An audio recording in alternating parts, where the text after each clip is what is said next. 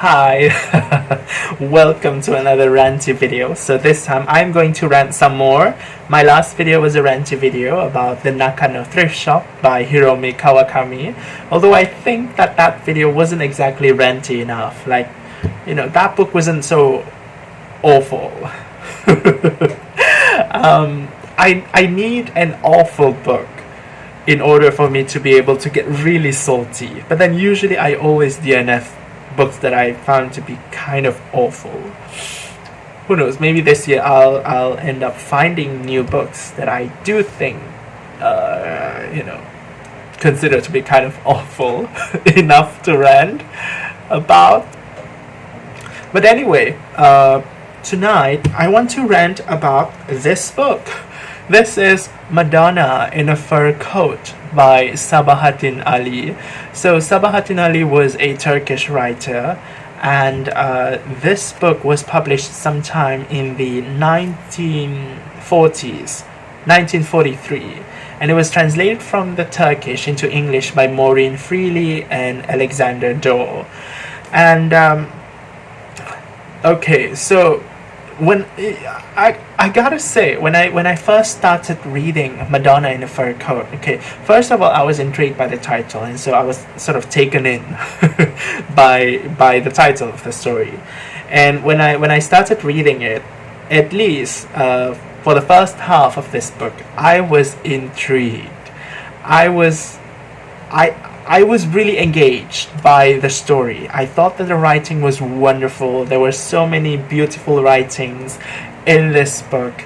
There were, the atmosphere literally made me feel like, I was able to imagine the 1920s Berlin that was pictured in this book. So it was really wonderful, and I loved it. And I thought that, well, maybe I could, at that time I thought that I could probably give this book minimum 4 stars. Can you believe that? But then something happened at the later part of this book, and I was crushed. I was so disappointed, and eventually I gave it 2 stars. It's one thing for a book to sort of suck from the get-go. You start reading this book and the book just, oh my god, just why is it so glaring? And the book is just so bad, and you can't help but to wonder whether you should continue reading the book or not. But then there is also a different kind of book in which it starts out really strongly, really, really wonderfully, you love it so much, but then something just literally destroyed the book for you at the end. So that's the case for this book.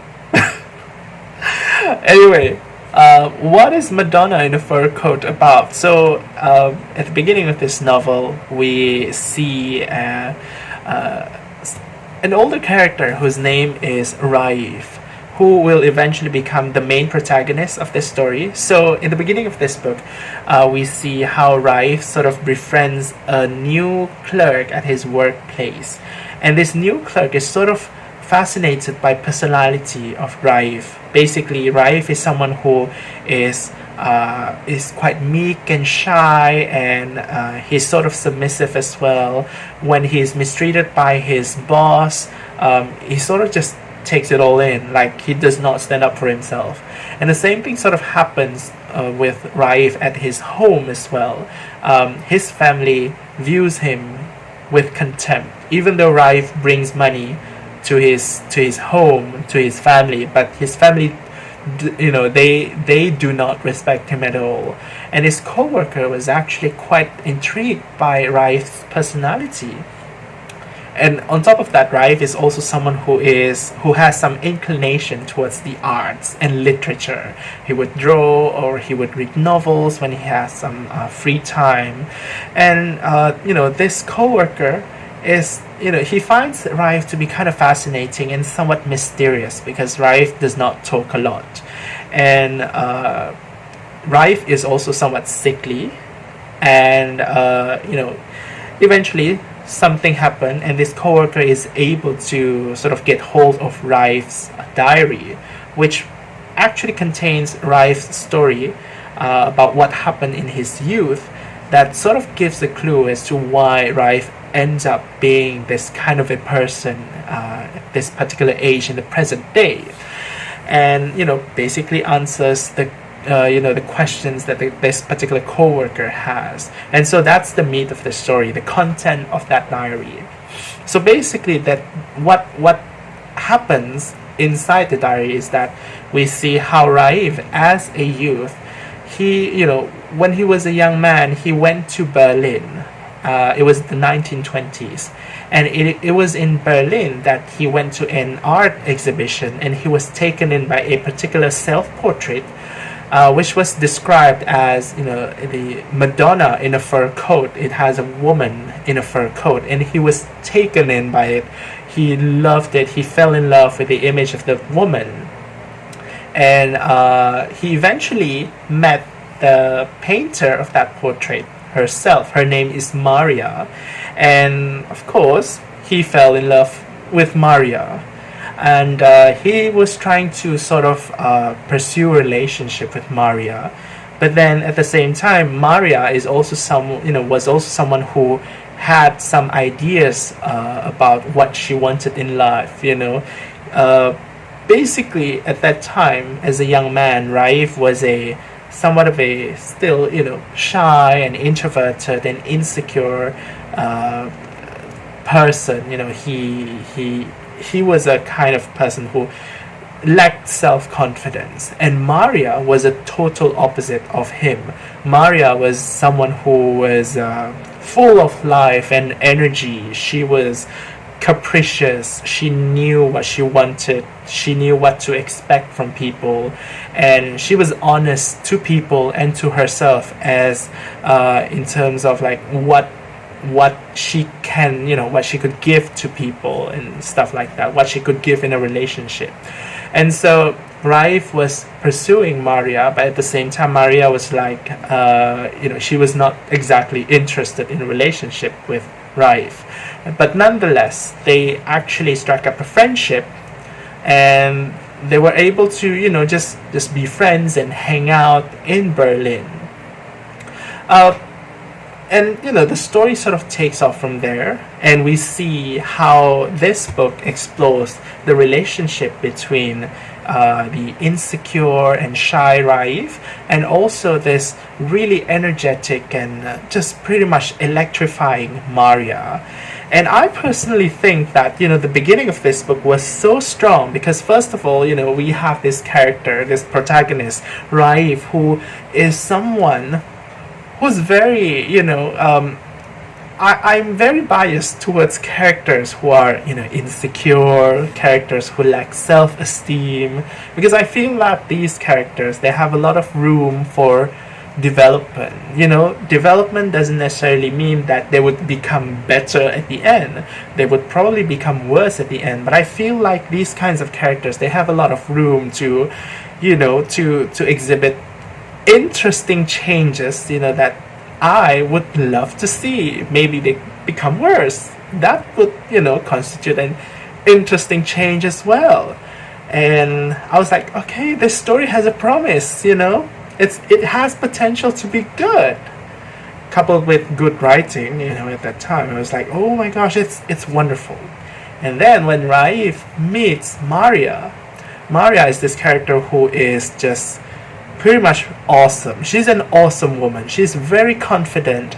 She's just pretty much living her life, and she's not exactly a person who comes from a privileged background as well in this book, but she's able to live her life with a particular attitude that she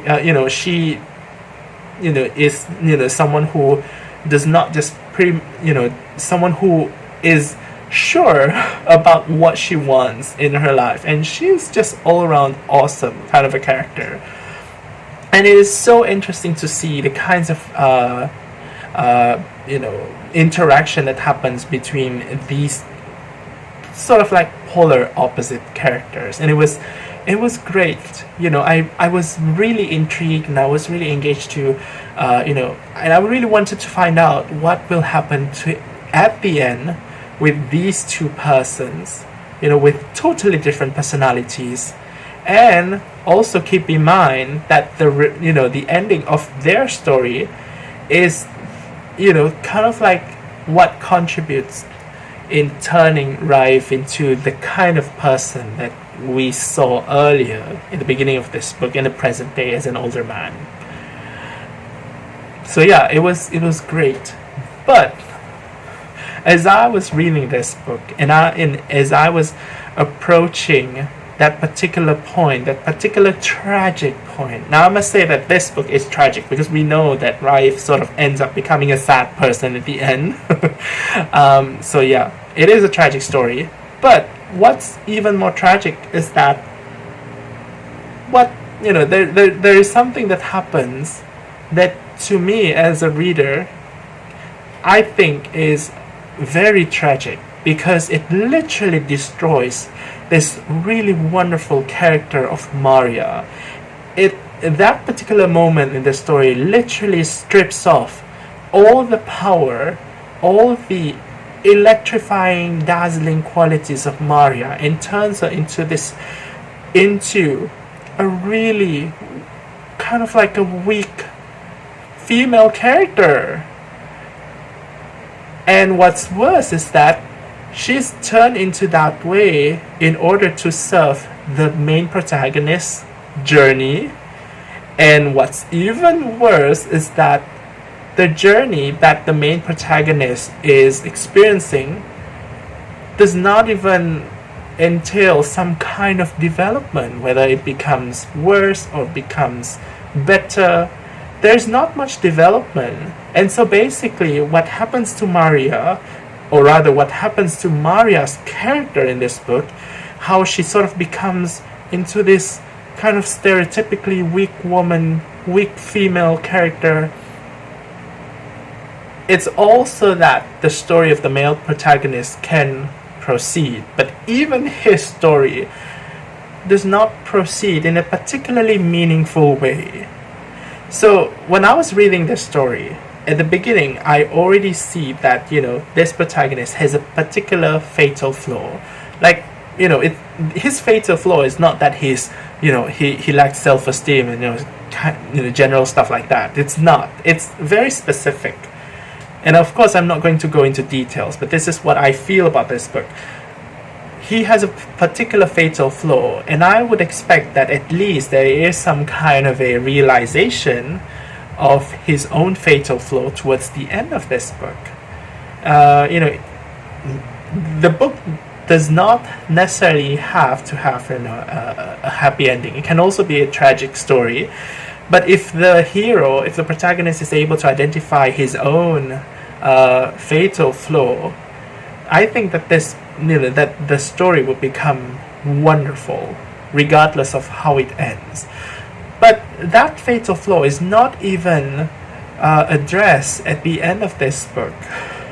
When I was so disappointed by that, and I know that I probably shouldn't have expectations on books, but I feel that there is something wasted in this story. Instead, what we got at the end of this book is we see how this protagonist, again, this book is a tragic story, so we see how this protagonist attributes his suffering at the end to something else entirely, and not his own flaw. His own flaw is not something that he actually addresses in this book. And I would say it's sort of even brushed off, or even considered to be something that was, I don't know, positive. But I fully believe that it is his fatal flaw, his particular fixation in the beginning and also in the first half of this book, that actually contributes to him being such a miserable person, to him having such a miserable life at the end. And it was not even addressed. And on top of that, we have a wonderful female character being literally ruined. So I was so disappointed. I was so sad when I saw that. And I don't know. When I think about my joy in reading the first half of this book, I was like, okay, it's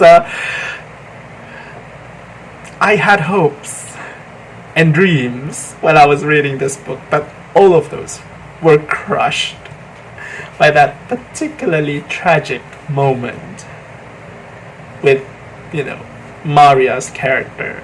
So anyway, I give this one 2 stars. I will definitely try even more, works by Sabahattin Ali in the future. I'm still quite interested, but yeah, I'm sad. I'm sad now. I need a good book, and anyway, I guess that's it. I'll see you again in a different video. And yeah, I also want to know, have you read this book? And if so, what do you think about it? Do you like it, or did you dislike it? What did you like about it? If you didn't like it, what did you not like about it? Did you feel the same way about this book as well? I'm kind of curious to know. But if you have not read this book, if you feel like reading it, if you are interested in this book, because if you check this book on Goodreads, the average rating is actually really high. So I think a lot of people like this book. I feel like I'm an outlier by saying that I did not like this book. So yeah, there is a good chance that you would probably still like this book. Yeah, so was that a recommendation? I don't know, but I always do that. I just sort of suggest you guys, if you ever have any interest in reading a book that I'm ranting about, just go ahead and try it. Maybe you'll have a different idea about that book, and then you can share with me what you think about it. That's always fun. I think that's probably the most fun part about, hearing what other people think about, a work that you don't really like. Anyway, I'll see you again in a different video. I think I told you that earlier. Anyway, and take care. Thanks for watching, and I'm gonna take a shower. Bye bye.